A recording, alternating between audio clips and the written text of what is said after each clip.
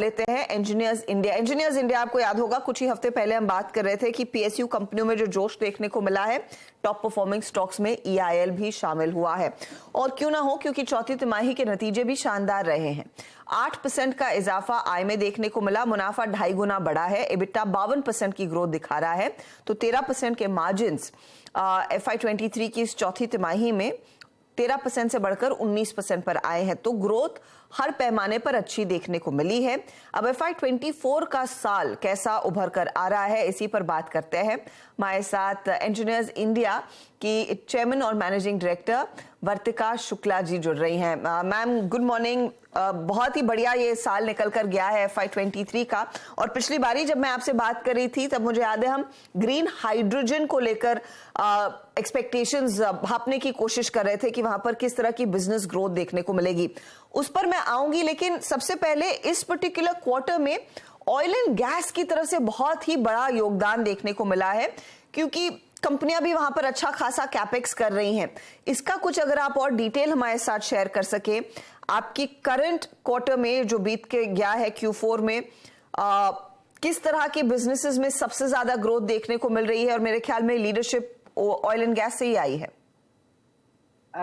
धन्यवाद हर्षिता। एंड मुझे बहुत खुशी है मैं आपके साथ फिर आपके माध्यम से दर्शकों के साथ जुड़ी। आपने बताया ही कि इस क्वार्टर में ईआईएल की परफॉर्मेंस पिछले क्वार्टर्स से और ईयर ऑन ईयर बेसिस पे काफी इजाफा हुआ है। हमारा जो बिजनेस इस साल टर्नओवर में रिफ्लेक्ट कर रहा है और नीचे हमारी पैट में भी रिफ्लेक्ट कर रहा है, मार्जिन्स हमारे बड़े हैं। उसमें ज्यादातर प्रोजेक्ट्स आपने सही फरमाया कि ये ऑयल एंड गैस के हैं। नजरें हमारी और जगह भी हैं और कई चीजें कन्वर्ट हो रही हैं बिजनेस प्रोस्पेक्ट्स में। ये बिजनेस, ये जो नंबर्स है ये इनको दर्शाते हैं उन प्रोजेक्ट्स को जो पेट्रोकेमिकल सेक्टर में, रिफाइनरी सेक्टर में आज कमीशन हो चुके हैं। और कई एक कंसर्टेड एफर्ट के बाद क्लाइंट के साथ हमने इनको कमीशन किया है, इनके क्लोजर्स हुए हैं और कमीशनिंग के बाद ये अभी कमर्शियल प्रोडक्शन में है। इसकी वजह से हमारा लास्ट क्वार्टर बहुत ही उत्तम और बहुत ही अपवर्ड ट्रेंडिंग है, जो कि नेक्स्ट ईयर को भी इसी ट्रेंड में दर्शाता है। कुछ अंदाजा हमें दे पाएंगे कि किस तरह का कैपेक्स कर रही हैं ये कंपनियां ऑयल एंड गैस वाली? अलग अलग रिफाइनरीज पर खूब सारा काम दरअसल होने वाला है, और उसका कितना हिस्सा फिर आप लोग दरअसल सर्विस करते हुए दिखाई देंगे? रफली ये कितने ऑर्डर्स में ट्रांसलेट करेगा? देखिए, आज की डेट में हम लगभग तकरीबन 3 लाख करोड़ के कैपेक्स के इक्विवेलेंट कंसल्टेंसी प्रोवाइड कर रहे हैं देश विदेश में। उसमें से आप कहें तो 2.5 लाख से ऊपर करोड़ का इन्वेस्टमेंट है, जो कि ऑयल एंड गैस सेक्टर का ही है, क्योंकि ज्यादा निवेश जो कैपेक्स एक्सपेंडिचर हो रहा है वो आज ऑयल एंड गैस में है, देश में भी और विदेश में भी। और मैं इसके साथ पेट्रोकेमिकल को भी जोड़ूंगी, क्योंकि वो भी ऑयल एंड गैस से ही एक मोनोमर मतलब फीड स्टॉक है पेट्रोकेमिकल की। सो कुल मिला के ये मेजॉरिटी प्रोजेक्ट्स जो हैं ये ऑयल एंड गैस के हैं। इसमें हमारी जो मार्जिन है अलग अलग सेगमेंट में अलग अलग होती हैं। हम मार्केट में अपने कॉम्पिटेंसी से, विनेबिलिटी से प्राइवेट और पब्लिक सेक्टर दोनों के लिए काम करते हैं।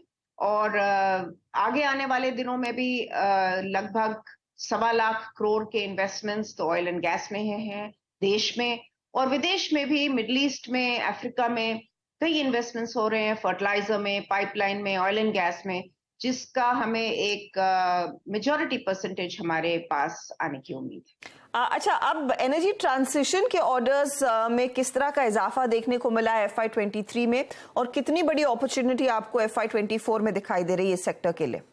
जरूर।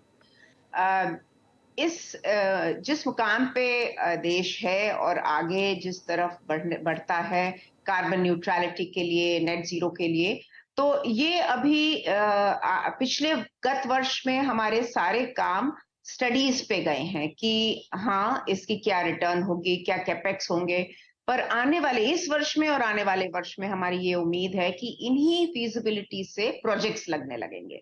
तो जब प्रोजेक्ट्स लगने लगेंगे तो जाहिर है ये कुछ हजारों करोड़ के इन्वेस्टमेंट्स होंगे और जिसमें हमारी परसेंटेज भी सिग्निफिकेंट होगी। तो आज हम ग्रीन हाइड्रोजन में, बायोफ्यूल में, ग्रीन अमोनिया में देश और विदेश में कई डिटेल स्टडीज कर रहे हैं, कुछ इम्प्लीमेंटेशन भी कर रहे हैं, चाहे वो पाइपलाइन नेटवर्क का हो या इलेक्ट्रोलाइजर सेटअप का हो, ये हम इम्प्लीमेंट भी कर रहे हैं। पर उसकी स्केल जो है वो अभी सीमित है। स्केल इसलिए सीमित है क्योंकि बड़े सारे फैक्टर्स हैं, पॉलिसी रिलेटेड है, टेक्नोलॉजी अवेलेबिलिटी रिलेटेड है और ये धीरे धीरे सुलझते जा रहे हैं। तो जैसे जैसे ये सुलझेंगे इसका वॉल्यूम, इसकी गति, इसकी स्पीड, जो मैग्निफिकेशन फैक्टर है वो बहुत गुना बढ़ जाएगा और हमारा भी बिजनेस उसी गति से बढ़े।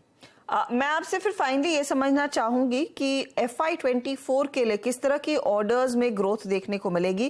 क्या कुछ गाइडेंस आप हमारे साथ शेयर कर सकते हैं? कंसल्टेंसी वर्सेस टर्नकी में कहां पर ज्यादा आपको लग रहा है डेवलपमेंट देखने को मिलेगी? क्योंकि एक चीज हमने इस Q4 में नोटिस की है, टर्नकी ऑर्डर्स में 15% का इजाफा है, लेकिन कंसल्टेंसी बिजनेस थोड़ा सा फ्लैट था, वहां पर ज्यादा कुछ बदलाव नहीं देखने को मिला है पिछले साल की तुलना में। जरूर।